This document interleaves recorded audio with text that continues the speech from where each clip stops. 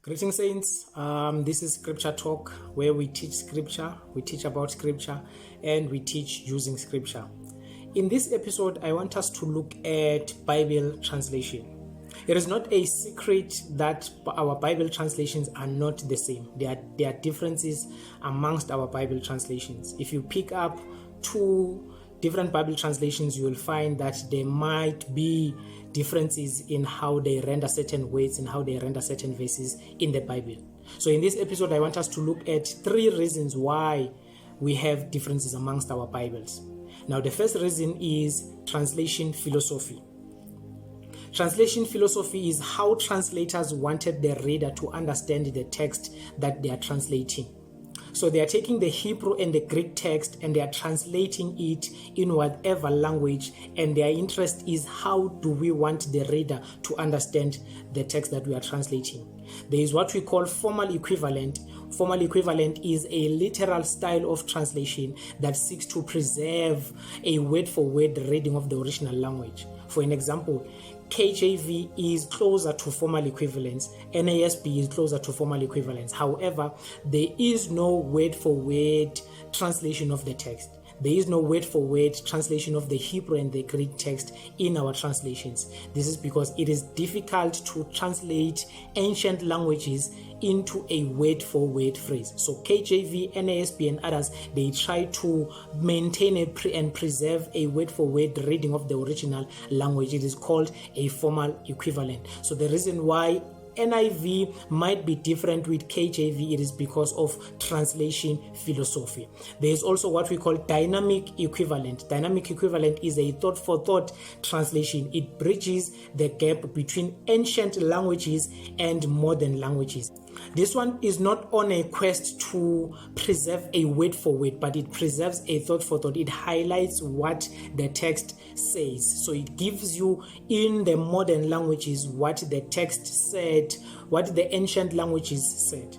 There is also optimal equivalence. Optimal equivalence is also known as paraphrase or free translations. These do not preserve anything. They just want to get the message out there.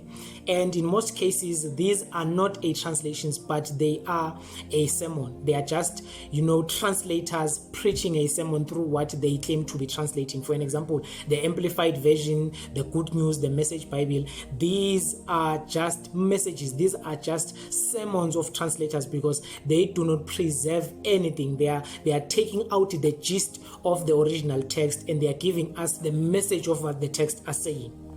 For an example, the Message Bible in Matthew chapter number 6 prayer says, "Our Father in heaven, reveal who you are, set the world right, do what's best as above, so below. Keep us alive with 3 square meals. Keep us forgiven with you and forgiving others. Keep us safe from ourselves and the devil. You are in charge." So it is not a thought for thought. It is not a word for word. It is just an interpretation of what the prayer says in our languages. Galatians chapter number 5 verse 22. In the NKJV it says, "But the fruit of the Spirit is love, joy, peace, long-suffering, kindness, goodness, faithfulness." Whereas in the Message Bible it says, "He brings gifts into our lives much the same way that fruit appears in an orchard, life affectioning to others, exuberance about life, serenity. We develop a worldliness to stick with things, a sense of compassion in the heart, and the conviction that a basic holiness permeates things and people." So when you are reading the Message Bible, particularly in Galatians, you will not know that you are reading the scriptures. You will think you are reading a commentary on some passages somewhere. This is because these are very bad. These are not translations, but these are interpretations. These are just someone's sermon of what the text of scripture says.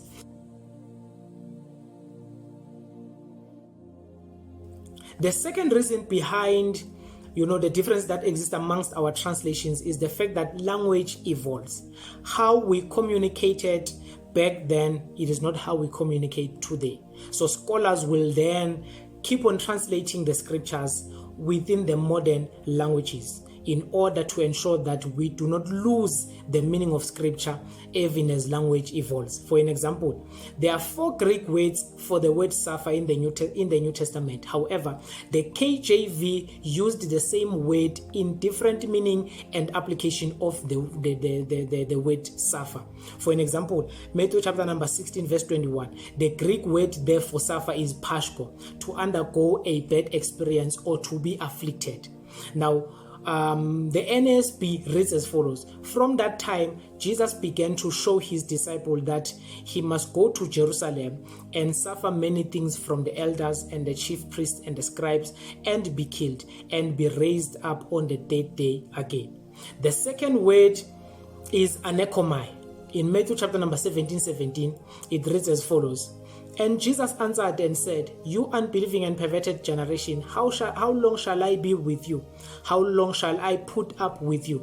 Bring him here. So the word put up with you is anekoma in the Greek. However, the KJV reads, then Jesus answered and said, O faithless and perverse generation, how long shall I be with you? How long shall I suffer you? Bring him here. So the same word that is found in Matthew chapter number 16:21 of suffer in the KJV is still used in Matthew chapter number 17, even though the meaning and the application is different. So the NASB, when they looked at this Greek word anekomai, which means to hold up or to put up or to enjoy, they then use the correct phrasing in English to translate that. But the KJV, because back then the word suffer, you would understand in the different context that it is applied what the speaker meant when he uses suffer. So that is why in Matthew 17 you still find the same word as you found in Matthew 16. But in Matthew 16 the Greek is pashko. In Matthew 17 the Greek is anekomai. But the KJV used the same English word suffer. Let us look at another example in Matthew chapter number 8 verse 21. KJV, and another of his disciples said unto him, Lord, suffer me first to go and bury my father.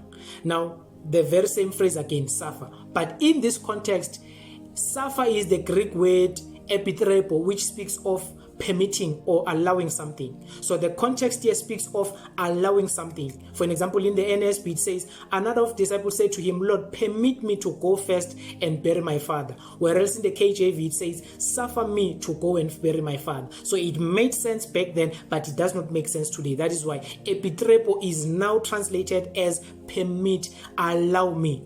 The last one is in Matthew chapter number 3 verse 15.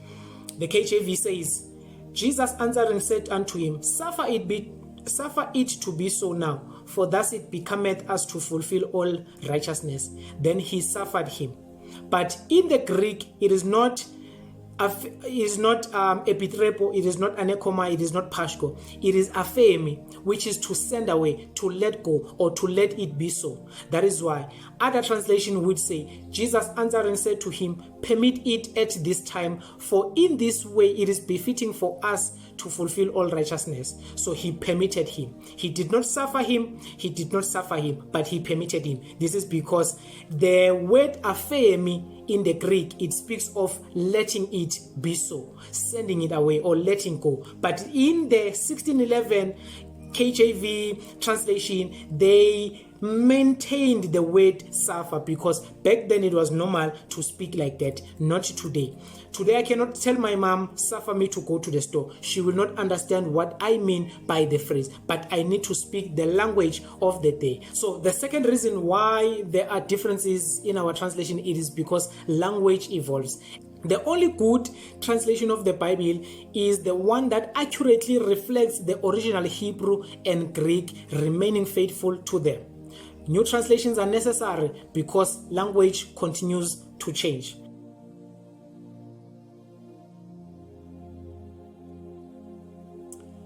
The third reason behind the differences that exist amongst our translation is manuscript traditions or manuscript families.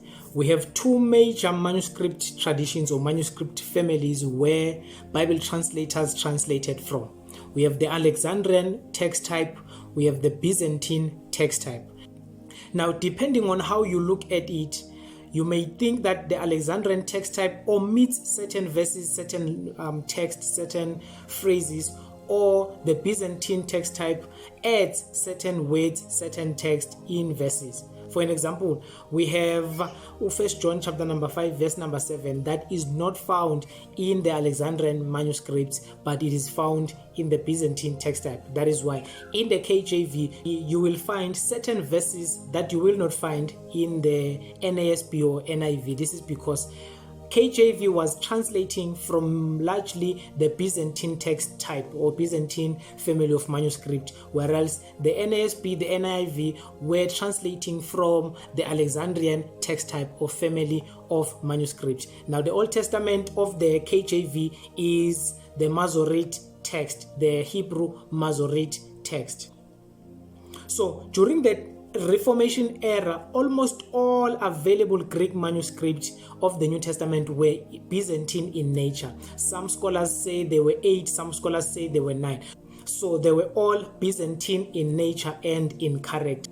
This is where the translators of the KJV found their text which they translated from. And these texts, these manuscripts were known as the Textus Receptus or the received text, which then later on Erasmus edited them, compiled them into his Greek New Testament. The NIV, the NASB and other modern translations, they use primarily for the Old Testament the Hebrew Masoretic and a little bit of the Septuagint. And then for the New Testament text, they use the Alexandrian manuscript. We have 2 major manuscripts from the Alexandrian text type, which is Codex Vaticanus and Codex Sinaiticus. Now, when the translators of the KJV translated from the Textus Receptus, they did not have access to Codex Vaticanus and Sinaiticus. Therefore, it means that the text that they have will not read exactly the same as the text of the NIV, simply because the NIV are translating mainly from the Alexandrian text type and the KJV are translating mainly from the Byzantine. And these texts were copied from different locations.